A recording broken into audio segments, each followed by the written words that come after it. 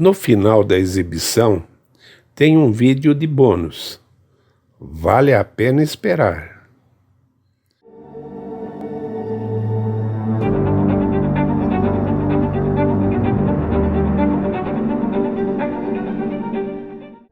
Stasi, o Big Brother comunista. Apesar de ser um famoso reality show no Brasil e no mundo, o verdadeiro Big Brother tem sua origem na literatura. Ele é um personagem do livro 1984, do escritor britânico George Orwell. No romance, a personagem do Grande Irmão é o líder supremo, que controla toda a população. Se houve uma nação que materializou o estado onisciente descrito por George Orwell, esta nação foi a Alemanha Oriental. No país comunista, o Ministério para a Segurança do Estado, mais conhecido como Stasi, em 1989, empregava 90 mil agentes e mantinha 175 mil informantes para monitorar 17 milhões de habitantes. Ou seja, havia um espião para cada 63 habitantes. Alguns especialistas, levando em conta os colaboradores ocasionais, estimam que 1 em cada 6 alemães orientais passava informações à Stasi. É um número maior até mesmo que a polícia secreta anterior, a temível Gestapo. O resultado de tamanha vigilância é que 6 milhões de pessoas, ou mais de 1/3 da população, tinham sua ficha nos enormes arquivos da Stasi.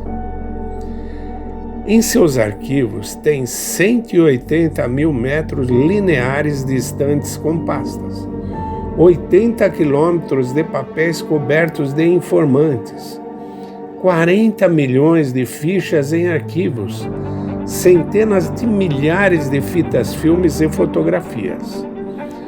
Foram utilizados cerca de 12 mil gravadores. Seu orçamento anual era de quase 3 bilhões de marcos.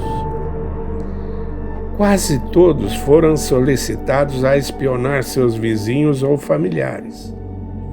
O Ministério da Segurança do Estado envolveu todo o país numa rede de informantes. Até crianças em idade escolar e prostitutas foram recrutados. A Stasi estava especialmente interessada em pessoas que se opunham ao comunismo, bem como pessoas públicas como jornalistas e artistas. Muitos deles foram monitorados durante semanas, meses ou até anos. Eles foram seguidos, fotografados secretamente, suas conversas telefônicas foram grampeadas. Se você se interessa por esse tema e pela história do comunismo, não deixe de conhecer nosso livro 100 mitos da Revolução Russa. O link para a venda está na descrição do vídeo. E agora, voltando ao nosso assunto, em 24 de fevereiro de 1950, o presidente da Alemanha Oriental assinou um documento que institui o Ministério da Segurança do Estado. O ministério entrou para a história com o nome de Stasi. O fato é que a Stasi era uma das agências de inteligências mais eficazes e repressivas do mundo. Tal como a maioria das agências de inteligência, a Stasi recolheu informações e conduziu operações secretas em outros países, particularmente na Europa Ocidental. 80 mil concidadãos foram considerados não confiáveis. Segundo dados nada completos, no início da década de 1950, havia 3.500 presos políticos na Alemanha Oriental. Por exemplo, 2.800 membros da Igreja das Testemunhas de Jeová foram detidos e encarcerados, e a igreja, de um modo geral, foi acusada de espionagem. Nas prisões especiais da Stasi, foram criadas todas as condições para aterrorizar as pessoas.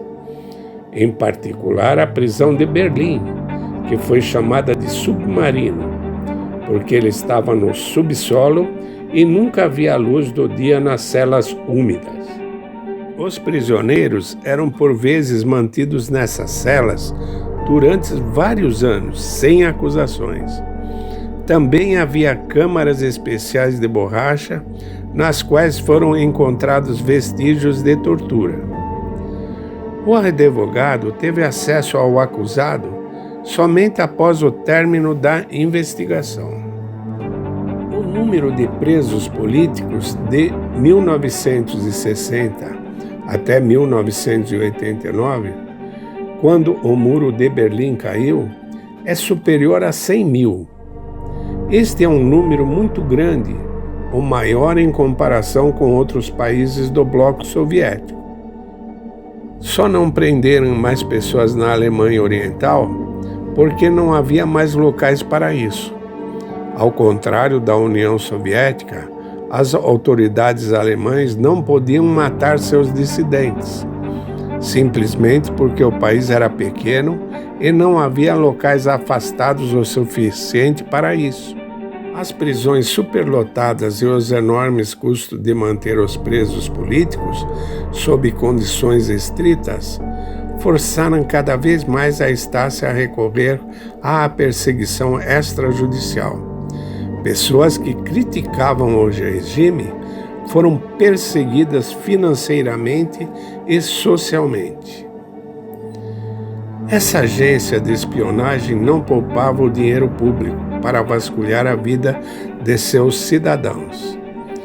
Possuía engenhocas parecidas com as dos filmes de James Bond. Esse é o caso da câmara silenciosa, que podia tirar fotos através de um buraco de 1 milímetro na parede.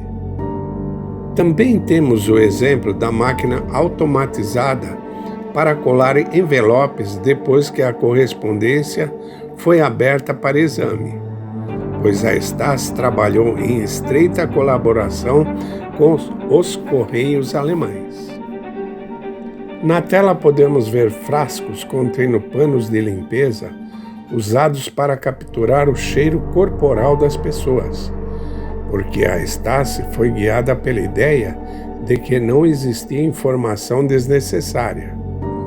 Assim, o serviço especial armazenou cerca de 6.000 amostras de odores humanos, que, se necessário, poderiam ser identificados por cães. Também temos uma estatueta de veado, com uma câmara de 35 milímetros escondida dentro. No final da década de 60, foi desenvolvido um complexo central para monitoramento de áudio das comunicações telefônicas, que centralizava a escuta de até 4.000 números de telefone e até 1,5 mil conversas. Cada funcionário da Stasi era militar. O uniforme diferia do uniforme militar apenas na base vermelha sob as calças.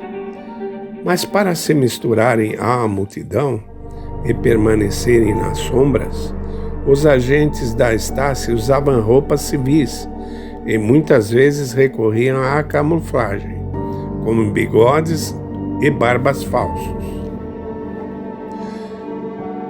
A Alemanha Oriental criou uma escola de direito de fachada para vigiar a sociedade. Escola Superior de Ensino em Potsdam, cidade próxima a Berlim, para treinar parte de seus funcionários. Cerca de 30.000 funcionários da Stasi passaram pela Academia de Direito em Potsdam e outras instituições afiliadas. O nome usado a partir de 1965 servia como uma fachada, pois o currículo jurídico era limitado e o foco era o treinamento ideológico e técnicas operacionais de vigilância para chefes de unidades da polícia secreta. Os alunos da academia eram parte de um dos aparatos de vigilância mais sofisticados da história, usado pela Stasi durante 40 anos para controlar todos os aspectos da sociedade alemã oriental e seus cidadãos. A liquidação da Stasi ocorreu em 1989, após uma revolução pacífica. A multidão tomou conta da sede da Stasi. Esta data é hoje celebrada na Alemanha como uma vitória da democracia. No final da década de 80, alguns documentos de arquivo foram destruídos, queimados e molhados. Tais documentos não puderam ser restaurados. Felizmente, os arquivos da Stasi eram tão extensos que os trituradores quebraram, deixando 16 mil sacos de arquivos, cujas folhas foram rasgadas à mão. Foi criado um programa de computador que ajudou a restaurar cerca de 400 malas de arquivo. O pessoal da Stasi, com algumas exceções, permaneceu impune ou era demasiado difícil provar a sua culpa.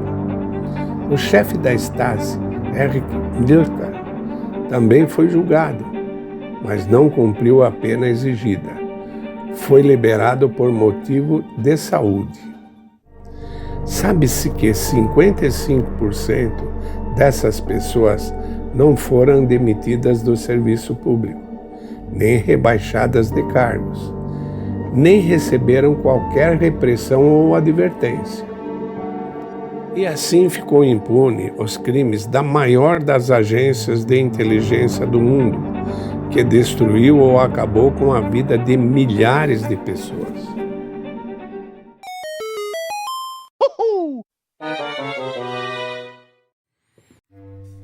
Espionagem e futebol. Como vimos, a Stasi estava presente em todas as esferas da vida alemã. Por isso não poderia estar de fora da maior paixão nacional alemã, o futebol. Assim como no Brasil, os alemães amam o futebol e por isso o governo sentiu a necessidade de criar um time de futebol. Esse foi o Dinamo de Berlim. O principal torcedor e líder de fato do clube era Erich Mielke, o ministro da Segurança da Alemanha Oriental. E não só visitou as arquibancadas, mas também utilizou todos os meios possíveis para influenciar o jogo em campo. Ficou claro que um time com um patrono forte estava entrando em campo e não seguiria as regras. A retirada de jogadores importantes de times adversários, prorrogações intermináveis para alcançar o resultado desejado, gols de impedimento, pênaltis falsos e cobranças de falta. Todas essas decisões dos juízes são atribuídas aos pedidos de Mielke. Os fãs de futebol da Alemanha Oriental podem recordar centenas de episódios controversos. Todas as medidas acima ajudaram o Dinamo a conquistar 10 títulos consecutivos. Apesar de o Dinamo liderar em casa, não tinha do que se orgulhar no cenário externo. Não houve grandes conquistas nas Copas Europeias. A Stasi desapareceu e com ela o patrocínio da sua equipe. Os patrocinadores viraram as costas ao Dinamo e o clube esteve à beira da falência. Agora o clube está na Liga Regional da 2ª Divisão da Alemanha. Inscreva-se em nosso canal e ative as notificações. Não se esqueça do like. Até o próximo vídeo.